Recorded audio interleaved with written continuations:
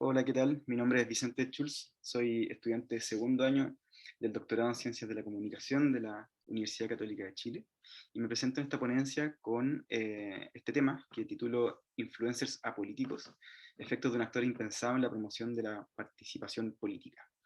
Esto está en el marco de una monografía que está en fase de redacción y con la que busco identificar el comportamiento o los efectos de aquellos influencers apolíticos que en algún minuto determinado de sus vidas o de contextos sociales políticos se ven obligados o apretados a hablar y tratar ciertos temas políticos de los que no estaban necesariamente acostumbrados.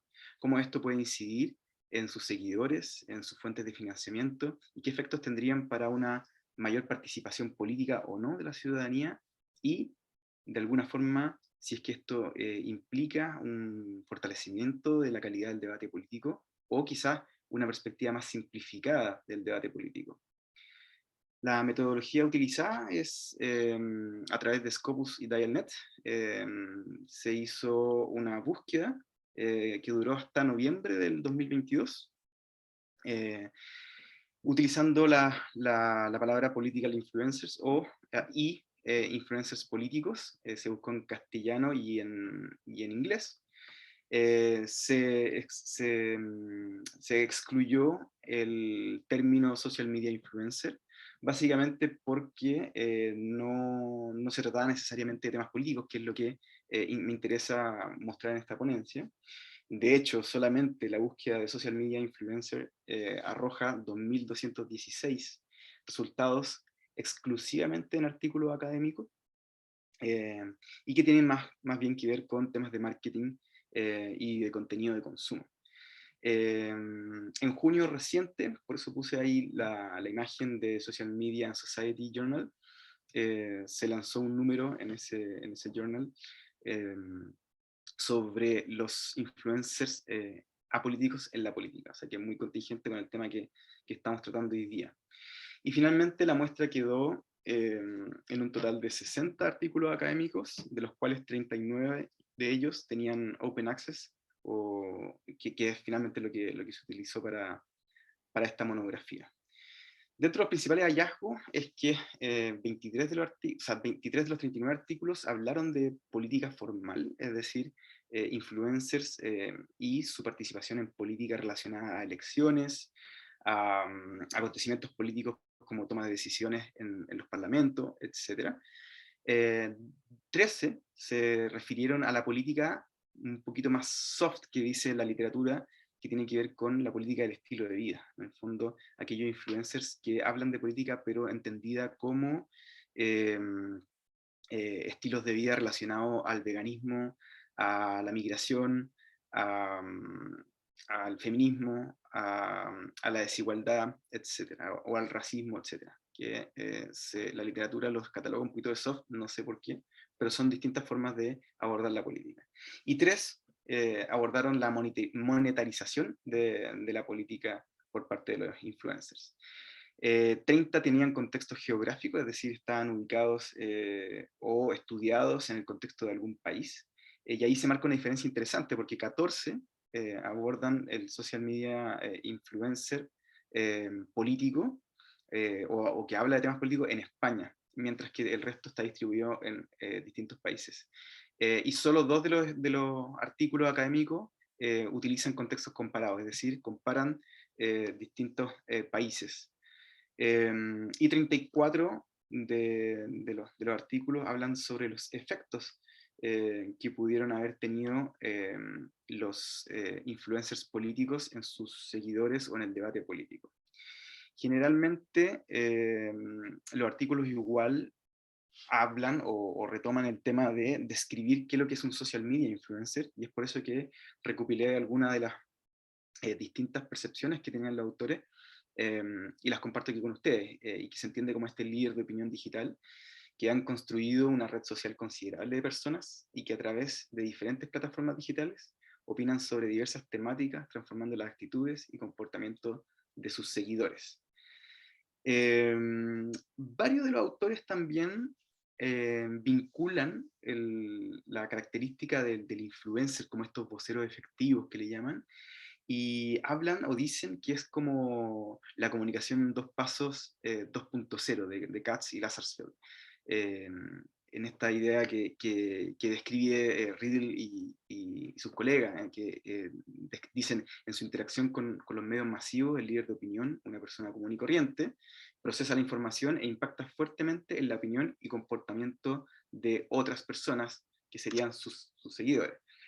Sin embargo, hay autores que dicen que hay una necesidad de expandir este concepto, que no es necesariamente un comportamiento de unidireccionalidad comunicacional, de que una persona influye en el comportamiento de sus seguidores, sino que hay otros condimentos que también describen al influencer, que es como una persona cercana con sus comunidades y capaces de promover la comunicación doble vía, ¿no es cierto? Que eh, propone un espacio en el que el influencer también escucha e interactúa con sus seguidores.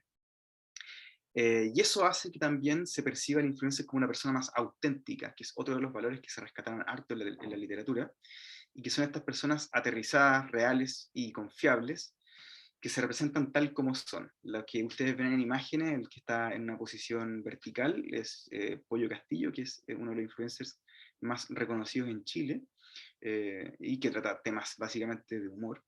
Y el que está abajo también es chileno, pero tiene un reconocimiento más bien internacional, ya que por una buena cantidad de años fue uno de los youtubers más rentables de la industria de los influencers, que es Hola, soy Germán.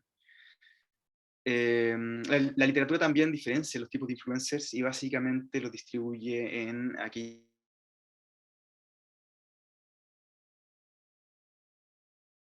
Dentro de las principales características del influencer está esta necesidad de monetizar.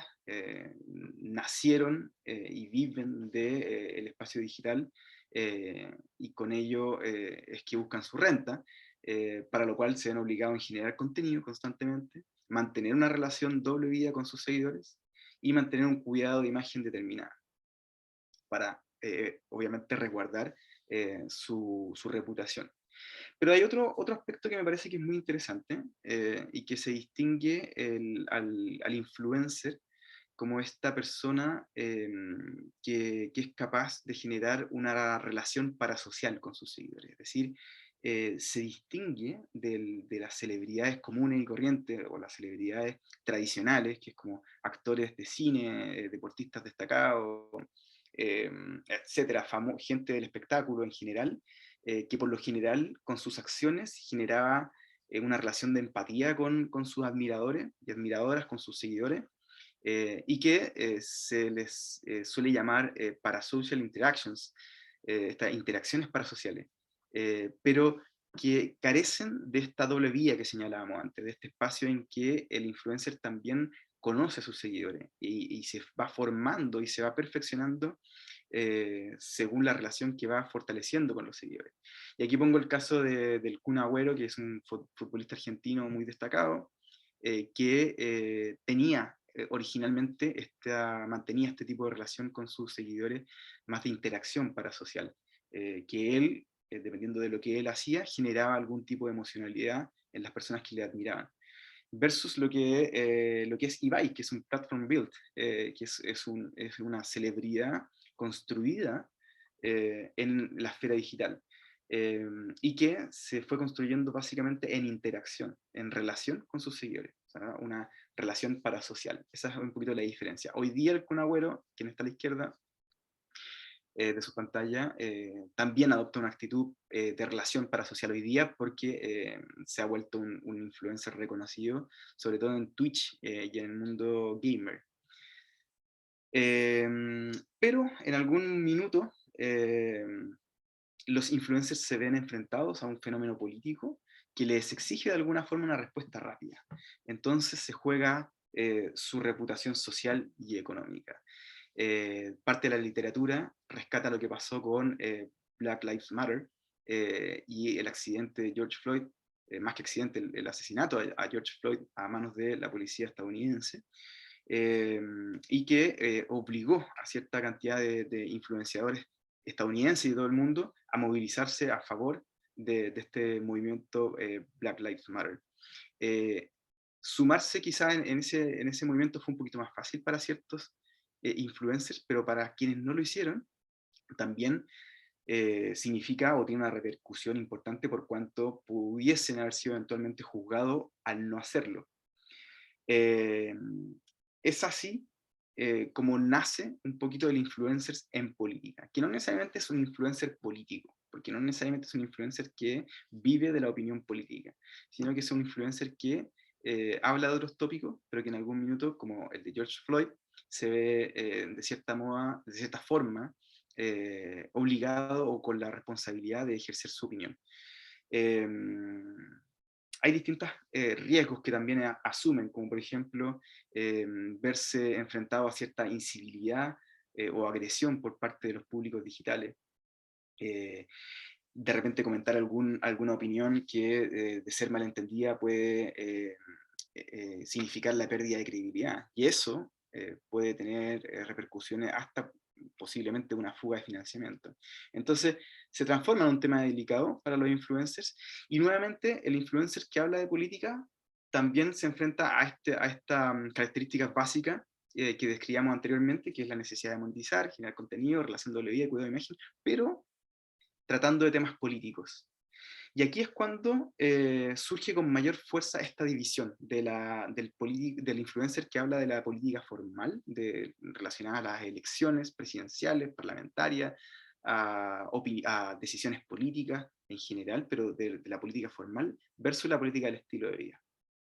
Muchos se van hacia la política del estilo de vida, promoviendo una vida sustentable, pero que en ciertos momentos eso puede generar cierta falta de credibilidad o cierta confusión en la audiencia por cuanto no se logra distinguir si la opinión del influencer es su propia opinión o es por lo que se le está pagando por opinar.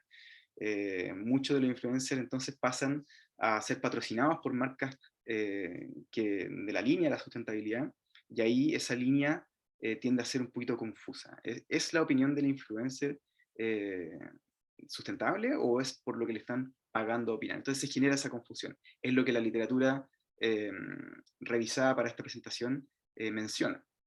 Eh, Luego, en la generación de contenido, eh,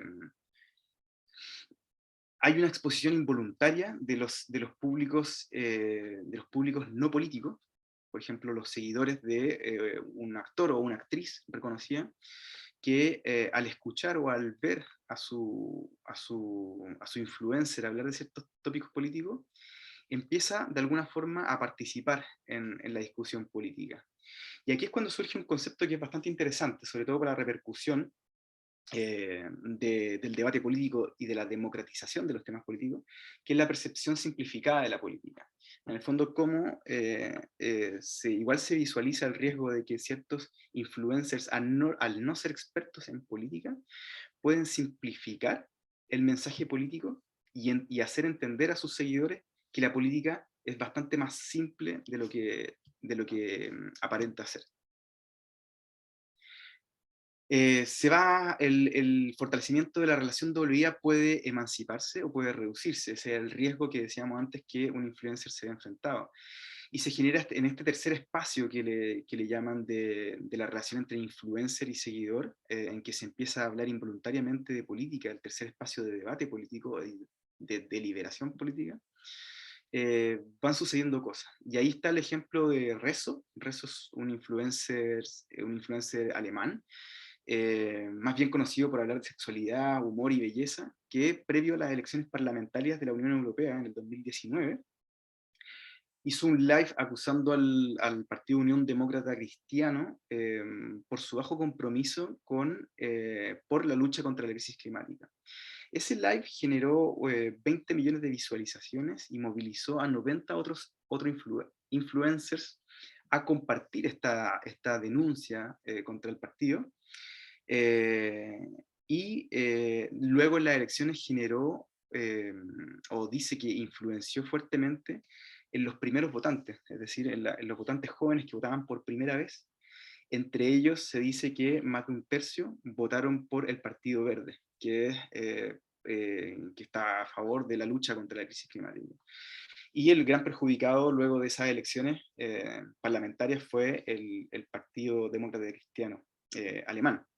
Y los medios terminaron llamando esto el efecto Rezo. Pero por el otro lado, el cuidado de la imagen. ¿Qué pasa? ¿Cuáles son las ventajas y desventajas que tengo al abordar temas políticos? Eh, ¿Hay riesgo en esto? ¿Pierdo financistas? ¿Pierdo seguidores? Está el ejemplo también en la literatura acudida de Sarah Smith, que es una influencer de Instagram, que originalmente fue reconocida como una madre y defensora de la vida sana en Arizona, que hablaba de temas de maternidad, del cuidado entre las mujeres y del concepto de la naturaleza está primero, pero que sin embargo, de un minuto para otro empezó a hablar o a postear temáticas relacionadas a la desinformación sobre el COVID, a la desinformación sobre la vacunación contra el COVID, y empezó a difundir teorías conspiratorias y de desinformación que fueron incluso baneadas por Instagram, pero que ella fue reiterativa en seguir publicando, y se transformó de un minuto para otro en una promotora de las armas, de la caza de animales. Entonces ese perfil que más bien tenía inicialmente de la naturaleza hasta primero, pasó a ser uno completamente distinto. Y ahí es cuando cierta literatura habla de los PACs, ¿no? Estos comités políticos que en Estados Unidos están financiando ciertos influencers para hablar sobre o para difundir desórdenes informativos y para alimentar aún más teorías conspiratorias que le jueguen a favor. Eh, Sarah Smith fue muy apañada por QAnon y los movimientos conspiratorios también. Entonces, a medida que va avanzando la discusión, los distintos artículos académicos empiezan ya a definir el concepto de influencer político y que más o menos coinciden. Aquí elijo uno de Goodwin, en el que se habla justamente del caso de Sarah Smith, y que ella define al influencer político como aquellos individuos que han transformado sus medios sociales en marca, a menudo con el objetivo de cultivar seguidores para monetizar su influencia o ganar prestigio, y que hoy usan sus plataformas para hablar de política. Lo que no se describe mucho, eso sí, en estas, valga la redundancia, descripciones de political influencer, es qué pasa con los seguidores, ¿no? ¿Qué pasa con el efecto? O sea, se habla muy desde la posición de unidireccional, o sea, el influencer se sigue percibiendo como la persona que incide en el cambio de comportamiento de sus seguidores, pero no se aborda desde cómo el influencer cambia a raíz del comportamiento de sus seguidores. Eh, y finalmente, o ya llegando a un poquito al cierre, concluyo que hay dos efectos positivos y negativos respecto del influencer hablando de política. Y lo positivo podría ser, o dice la literatura, que suele ser que empieza a democratizar el contenido político. El influencer que aborda otras temáticas empieza a incorporar a sus seguidores y se empieza a incorporar él, aún no siendo un experto en la materia, en el contenido político. Entonces alimenta mayor interés en la participación política. Se genera el potencial de círculo virtuoso, es decir, esta experiencia de consumo positiva que dice Norris, que genera una mayor confianza en la institucionalidad y en la clase política, y que en el ejemplo de Rezo podíamos ver con el Partido Verde Alemán. Entonces genera esta necesidad de mayor participación. Y por último, esta cercanía del influencer con sus seguidores, por ser una persona real, más común a todo el mundo que una celebridad muy famosa, hace que también lo contenido político se aterrice a el mundo real. Entonces es percibida la política como algo más accesible desde la percepción de los seguidores. El aspecto negativo, eso sí, puede ser esta percepción simplificada de la política entendida como algo que es sumamente sencilla. La política es algo fácil y no entiendo por qué, dirían los seguidores, los políticos se complican tanto en resolver. Entonces, de alguna forma esto puede alimentar el slacktivism, este activismo holgazán, que genera la sensación en los activistas digitales de sentir que están participando en política por compartir desde el escritorio cierta información política. Y da esa sensación de que estamos participando activamente en política cuando realmente quizás no estamos dándole más profundidad al contenido político. Esto también, dicen algunos autores, que podría fomentar un mayor cinismo político, entendido el cinismo político como la desconfianza en los políticos y en la institucionalidad política. Se podría dar también más una percepción de infotainment o soft news relacionada a la política, que potencie este malestar mediático que ya Robinson describía en el 76 y que tiene que ver con este hastío de la clase política. Y eso, en todo orden de cosas, desde la desinformación por COVID o en tiempos de elecciones, puede fomentar la desinformación, puede fomentar teorías conspiratorias que afecten la participación política ciudadana y la participación democrática de las personas. Por último, queda decir o comentar que hay ciertos aspectos que extrañé en la literatura, que por cierto es muy escasa, en el tópico que me interesa, que es los influencers apolíticos tratando sobre temas políticos, y que falta información respecto de la audiencia, de los seguidores, ¿no es cierto? Hay escasos estudios sobre el comportamiento de estos y su eventual interés político. ¿Realmente los seguidores de influencers apolíticos se mantienen siguiendo a esos influencers? Eh, ¿Tienen actitudes más propicias para la participación política o se decantan y eluden ese tipo de contenido? Ese tipo de información no hay tanto. Tampoco hay mucha información respecto del tipo de medio social que se utiliza por parte de los influencers. O sea, no hay una distinción, entendiendo como que ¿cómo se llama? El seguidor de una red como Twitter es distinto o se comporta de forma distinta que en Instagram o que en LinkedIn, por ejemplo. Entonces no hay esa distinción. Los efectos. Hay una correlación entre la percepción simplificada de la política y el extractivismo. Esto genera a mayor escala, no necesariamente en pequeñas literaturas, sino que a mayor escala en un mayor cinismo político, en una mayor difusión de desinformación. Y por último, los influencers apolíticos, cuando hablan de política, ¿cuál es el contenido? ¿Cuál es la calidad del contenido político? ¿Y cuál es finalmente es el grado de incidencia en sus públicos? ¿Está fomentando finalmente la participación política de públicos no políticos? Eso me parece que son temas que se podrían seguir estudiando y que podría seguir alimentando la discusión en torno a esta temática. Eso es. Muchísimas gracias y ahí dejo mi correo en caso de que me quieran contactar.